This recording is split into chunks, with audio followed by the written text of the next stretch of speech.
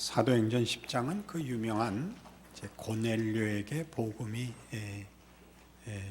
전파되는 순간을 잘 설명하고 있는 장입니다.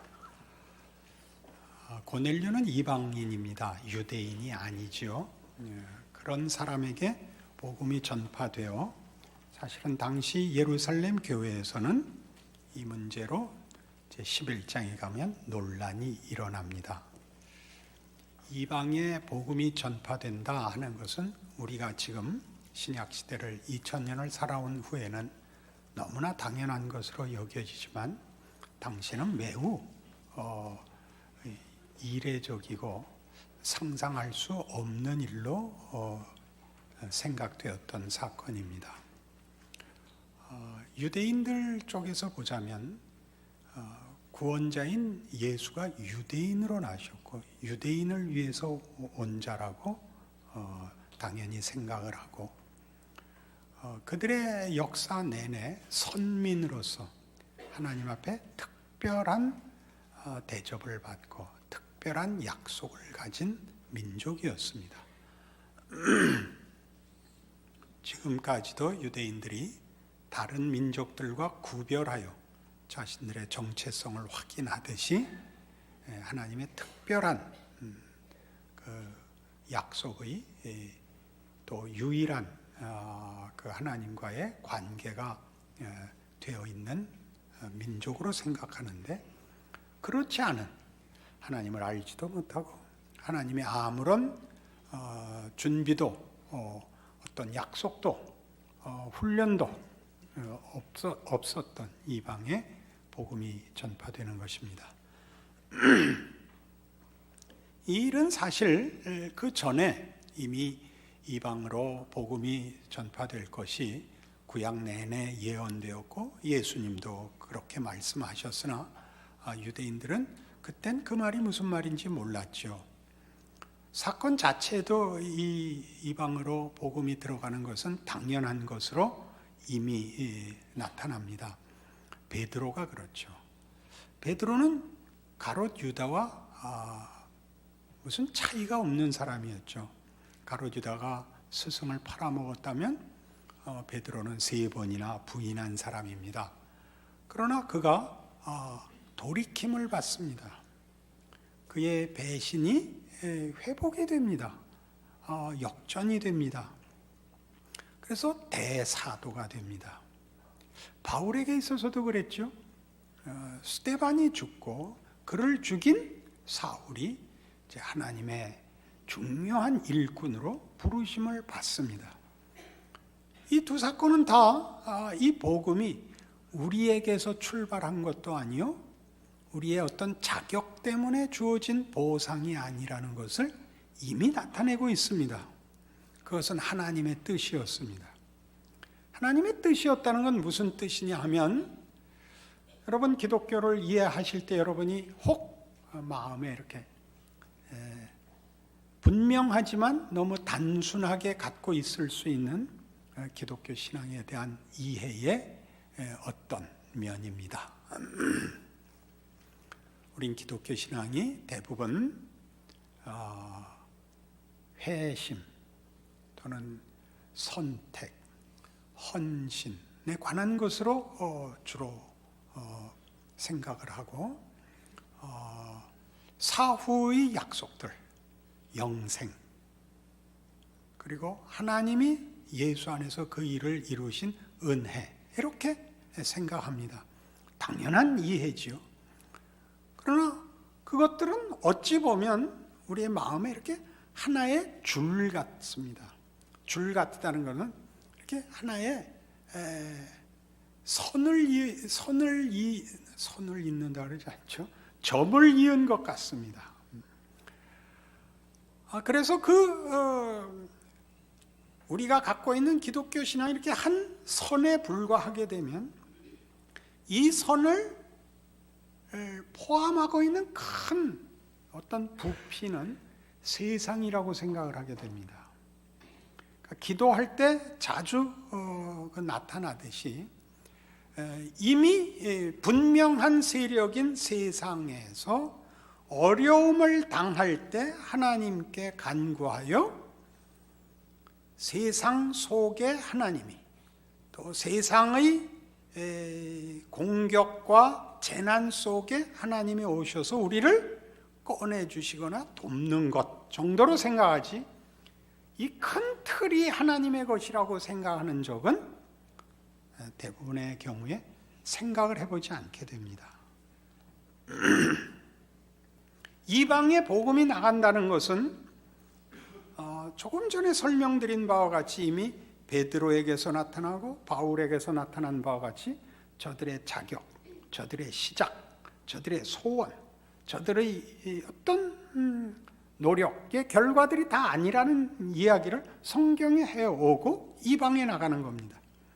저들이 자격 없고 조건이 없으나 나가는 것이죠. 이것은 다른 말로 해서 원인이, 동력이 하나님께 있다는 뜻입니다. 우리가 잘 아는 요한복음 3장 16절을 한번 외워보십시다. 하나님이, 천천히 하자고요. 하나님이 세상을 이처럼 사랑하사 독생자를 주셨으니 이는 그를 믿는 자마다 멸망치 않고 영생을 얻게 하려 하심이라. 단어들을 이제 꼽아봐요. 하나님, 세상, 예수, 구원. 그 구원을 다른 말로 멸망, 영생 이렇게 되어 있죠. 그 스케일을 보세요. 그 크기를 보라고요. 세상, 우리가 아는 전부죠. 세상, 그리고 구원. 구원이라면 세상보다 더 큰 게 있나 보죠. 그 멸망과 영생, 운명이 있다고요. 얼마나 커요. 우린 분명하지만 자꾸 회심, 결단 이렇게 들어왔잖아요. 그게 잘못이라는 얘기가 아니에요. 그래서 얼마나 큰 것의 경험이며 그 큰 것이 어느 위치인가 하는 것이죠. 하나님이 누구신가? 그렇게 물어야 돼요. 하나님이 누구신가는 사실 굉장히 어렵습니다. 설명하기 어렵습니다. 막연할 수 있습니다. 창조주시다, 섭리자시다, 구원자시다, 심판자이시다. 그래도 우리는 시간과 공간에 묶여 있으니까 그 말이 막막해요. 의로우시다, 선하시다, 전능하시다, 신실하시다. 그래도 사실은 매우 막막해요. 근데 여기 오늘 본문을 보면 그 모든 걸 묶어서 베드로가 무엇으로 이 모든 걸 묶냐면 예수예요. 예수. 36절. 만유의 주 되신 예수 그리스도로 말미암아 화평의 복음을 전하사 이스라엘 자손들에게 보내신 말씀, 곧 요한이 그 세례를 반포한 후에 갈릴리에서 시작하여 온 유대에 두루 전파된 그것을 너희도 알거니와입니다. 복음은 뭐냐 그럴 때 지금 이 커다란 것이 어떻게, 무엇을, 이런 내용으로 복음이 전달되고 있습니다. 이 커다란, 아까 얘기한 하나님, 세상, 구원, 운명을 전부 예수로 설명을 합니다. 하나님이 보내신 복음, 예수가, 그리고 세례 요한이 증거한 그분. 그는 누구냐? 39절. 우리는 유대인의 땅과 예루살렘에서 그가 행하신 모든 일의 증인이라. 그를 그들이 나무에 달아 죽였으나 하나님이 사흘 만에 다시 살리사 나타내시되 모든 백성에게 하신 것이 아니요 오직 미리 택하신 증인 곧 죽은 자 가운데서 부활하신 후 그를 모시고 음식을 먹은 우리에게 하신 것이라. 예수의 죽음과 부활을 얘기합니다. 예수의 죽음과 부활. 예수의 죽음과 부활이 갖는 것이 복음의 핵심이면서 오늘 우리가 따지듯이 그것이 이방에 들어가는 것으로 나타내는 그 크기가 무엇이냐 하는 것이죠. 다시 한번 요한복음 3장 16절로 가서 한번 더 외워봅시다. 다시. 하나님이 세상을 이처럼 사랑하사 독생자를 주셨으니 이는 그를 믿는 자마다 멸망치 않고 영생을 얻게 하려 하심이라.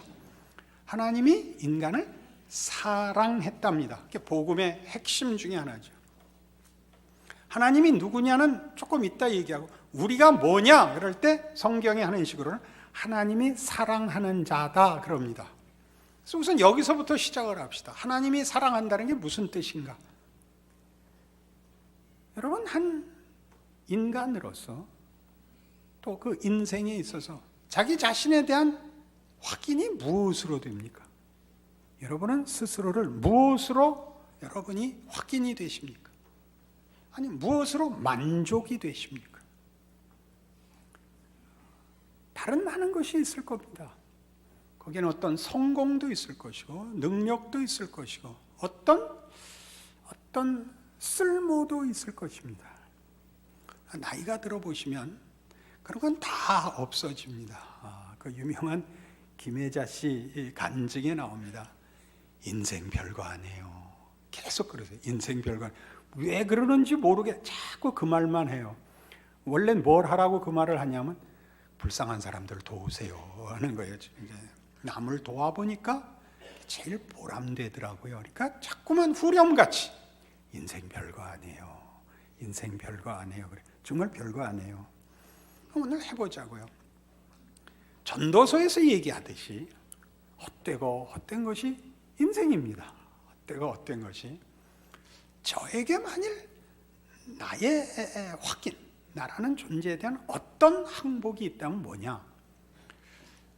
내 손주가 내가 죽은 다음에 커서 내 무덤에 올 때마다 할아버지 저 왔어요. 할아버지가 저 사랑해 주셔서 고마워요. 그러면 난 만족하겠어요. 그 이상은 바라는 게 없어요. 여러분은 어떠세요? 젊으면 못 알아들어요. 아직 해서 확인할 게 많죠. 그러니까 사람은 말이죠. 관계성에서 가치가 확인이 되지 스스로 만들 수 있는 것으로 확인할 수 있는 게 없어요. 아무리 잘나도 누군가가 항복하고 누군가가 그것으로 감사하지 않으면 사실 허무한 거예요. 허무한 거라고요. 그러니 요한복음 15장에서 예수님이 이렇게 말씀하시거든요. 친구를 위하여 자기 목숨을 버리면 이에서 더 큰 사랑이 없느니라 해요. 그 얘기는 뭘 근거로 하시냐면 예수님 당신이 우리를 친구로 대접하여 우리를 위하여 죽으러 오셨다는 것을 근거하여 그 얘기를 해요. 이것이 사랑이다라고. 예수님의 정체성과 예수의 가치는 우리를 위하여 죽으시는 그 사랑에 있대요.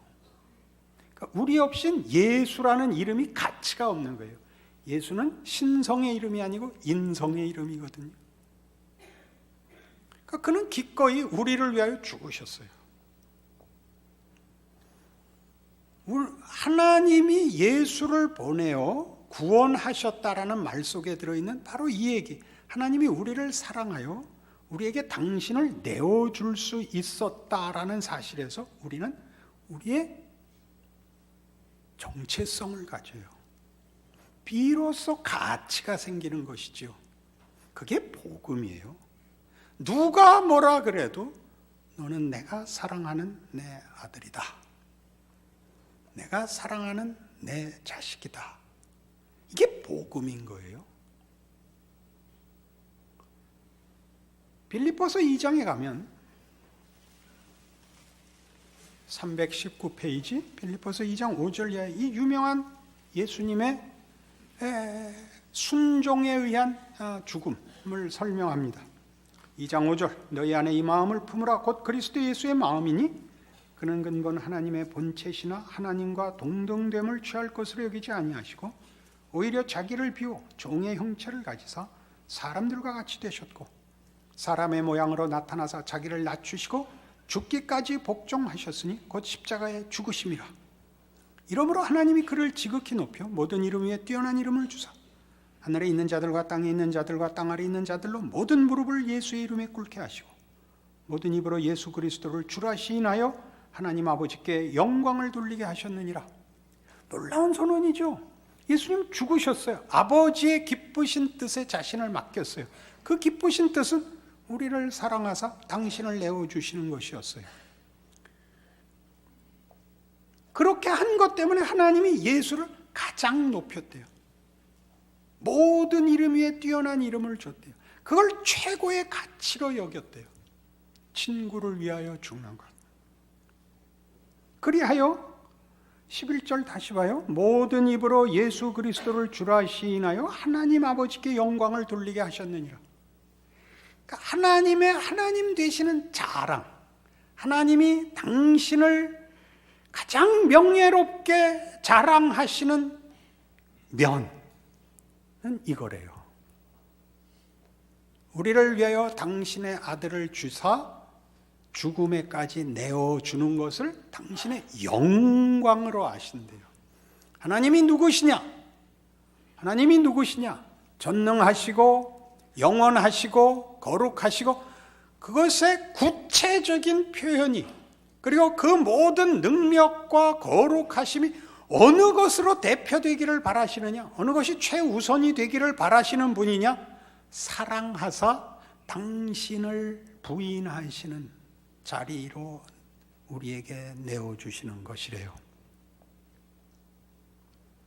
하나님이 세상을 사랑하사 라는 간단한 말씀 속에 들어있는 뜻이죠. 그래서 복음이 시작된 거예요. 복음이 성립한 거예요. 하나님이 베드로를 회복시키시고 바울을 돌이키시며 이방에 찾아오실 수 있고 가난한 자에게, 생각이 없는 자에게, 관심이 없는 자에게 능력으로 축복으로 찾아오실 수 있는 이유예요. 그게 기독교지요. 그것이 내 것이 되기 위한 어떤 경험들과 우리 기억이 있죠. 회개, 통곡, 결단, 감격들이 있죠. 그건 이 큰 것의 어떤 점 같은 것들이에요. 이 큰 것. 그래서 이런 차원에서 처음에 얘기했듯이 우리라는 존재가 하나님이 사랑하는 자라는 하나님과의 관계성과 하나님에 의한 대접에 의하여 우리의 정체가 있다면 그 성경에서 얼마나 분명하고 확실하게 약속되느냐. 에베소서 1장입니다. 빌립보서 앞이 에베소서예요. 에베소서 1장 3절. 찬송하리로다 하나님 곧 우리 주 예수 그리스도의 아버지께서 그리스도 안에서 하늘에 속한 모든 신령한 복을 우리에게 주시되 곧 창세전에 그리스도 안에서 우리를 택하사 우리로 사랑 안에서 그 앞에 거룩하고 흠이 없게 하시려고 그 기쁘신 뜻대로 우리를 예정하사 예수 그리스도로 말미암아 자기 아들들이 되게 하셨으니 이는 그가 사랑하시는 자 안에서 우리에게 거저 주시는 바 그의 은혜의 영광을 찬송하게 하려는 것이라. 구원이 뭐라고요? 하나님의 은혜의 영광을 찬송하는 거예요. 그걸 아는 거예요. 내 친구가 나를 얼마나 사랑하는지, 나를 얼마나 믿는지를 알고 감격하는 게 구원이래요. 그것이 얼마나 굉장한 것인지를 누리는 거래요. 사랑을 받는 거죠. 신뢰를 받는 거라고요. 그게 우리래요. 그게 기독교가 말하는 구원이래요. 11절은 이렇게 이어집니다. 모든 일을 그의 뜻의 결정대로 일하시는 이의 계획을 따라 우리가 예정을 입어 그 안에서 기업이 되었으니 이는 우리가 그리스도 안에서 전부터 바라던 그의 영광의 찬송이 되게 하려 하심이라. 조금 또 달라요. 우리가 하나님의 영광의 꽃이 된대요. 누구를 사랑하고 누구를 믿는다는 것은 믿는 자와 사랑하는 자의 복입니다. 그리고 그렇게 복되고 그 실력 있는 이가 사랑하고 믿는 자의 영광에서 이 믿음과 사랑은 꽃이 될 것입니다. 우린 그런 존재래요. 우리가 하나님의 영광의 꽃이 될 거래요. 여러분은 소모품이 아닙니다. 여러분은 하나님의 부족을 메꿔줘야 할 도우미들이 아닙니다. 여러분은 구원의 대상이요, 사랑의 대상이요, 믿음의 교제를 나누는 인격적 존귀한 하나님의 대상입니다. 그 하나님의 그 측량할 수 없는 그 신비한 그 은혜가, 그 사랑이